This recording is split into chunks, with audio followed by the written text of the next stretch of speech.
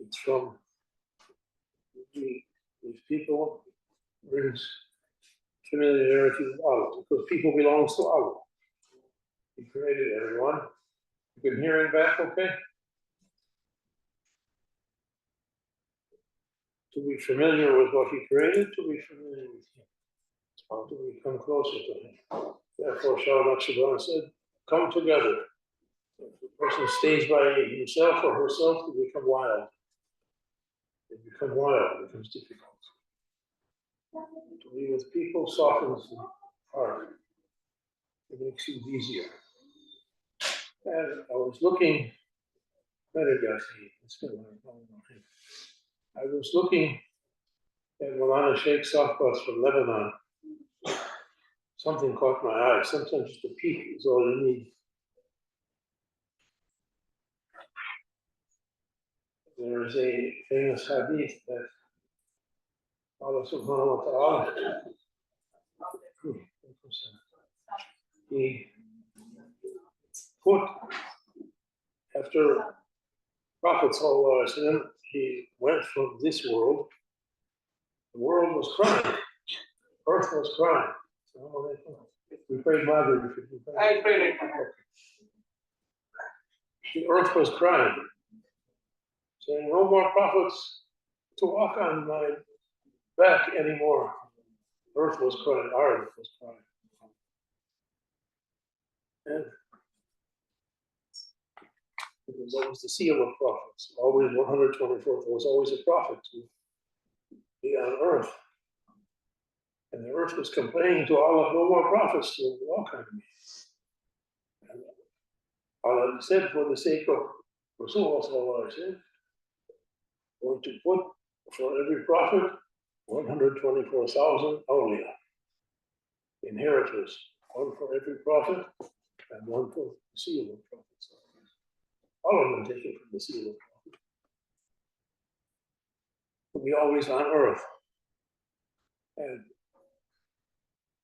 quoted a hadith, I can't quote it directly, I think everyone's heard it, that there are people, if you see them in the street, might be somebody homeless, thrown out, and you don't regard them as anything, but if they raise their hands to ask Allah, Allah gives them, they're hidden. And Maulana Sheikh, when one passes away, another one comes. Even one time we went to Montreal, and Sheikh Hashem said, this is a spiritual center for the continent. There are 5 or 7, I forgot how many, always on duty there. When one goes, another has to come. Hold the place until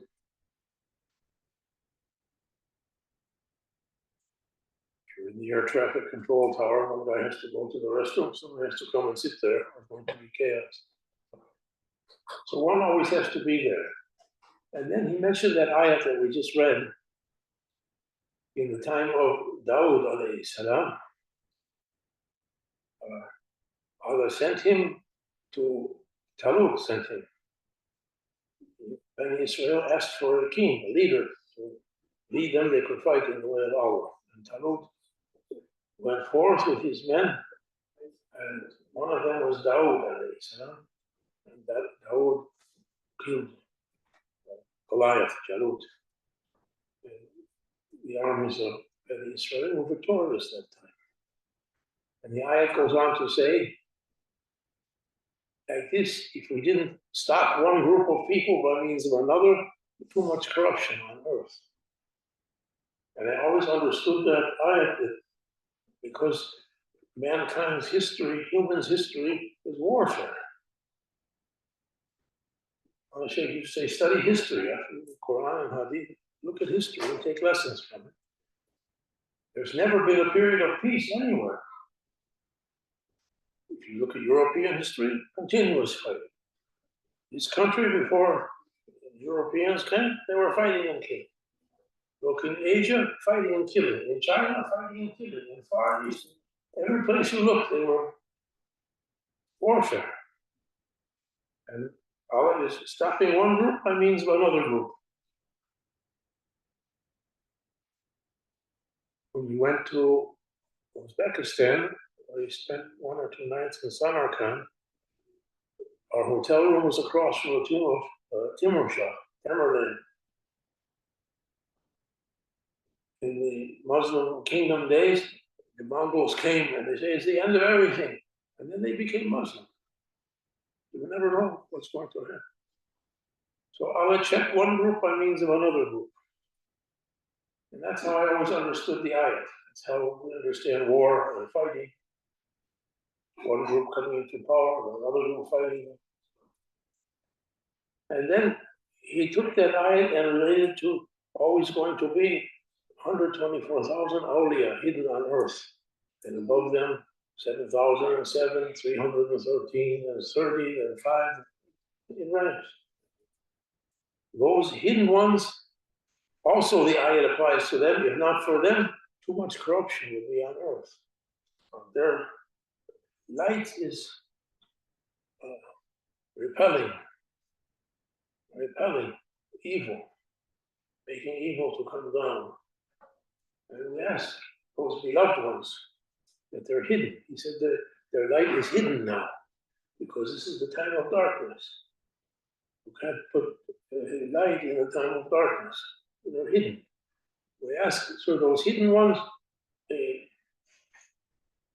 stopping for zulm, tyranny, oppression, khiyana, treachery, every evil thing. We can't do anything. But we ask to those beloved ones that they're hidden now, to their lights, take down this evil. I mean, crazy people with no check on their egos, making every badness as much as you can do. Everyone has it in themselves. When you get angry, I'll kill that one, I'll kill it. Everyone has thoughts like that. Some of them, they get into positions where they can do it. They get angry, they kill everything. Look what happened the other day. They blew up everybody's.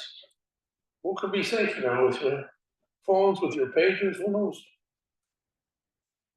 They made a story how they did it. Who knows how they did it? Might be any place they could blow it up. One person used to be a high-ranking ambassador. He said, pretty soon, you won't be able to take your cell phone on an airplane.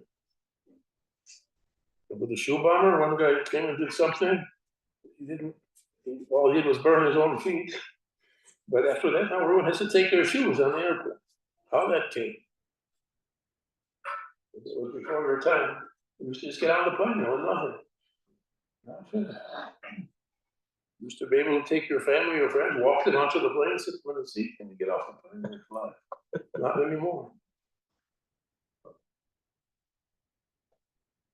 So whatever, no check on their ego, so we ask those powerful ones, dafa, to repel that zulm, zalimin, who are doing.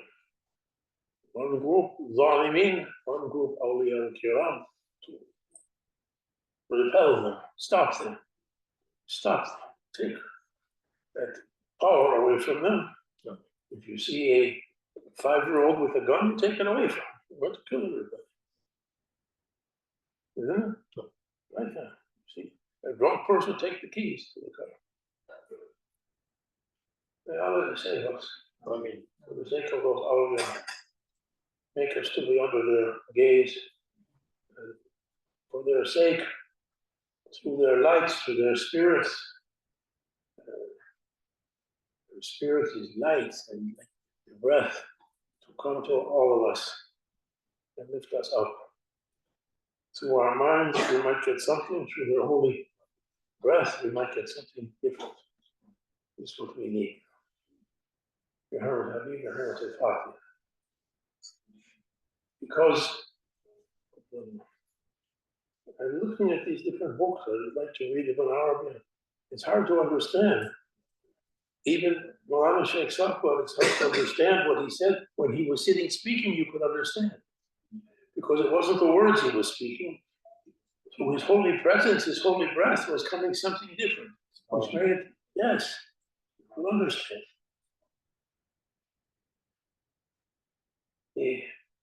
Dr. Krebs said to my friend psychiatrist in Montreal, "Hey, you can give somebody a difficult order sometimes. You can say something tough and people accept it. If I try to say anything, we have a fight right away." He said, "Because you have ego, they have ego. Ego comes to ego, you have a fight. No ego with us," he said. Like swatting air.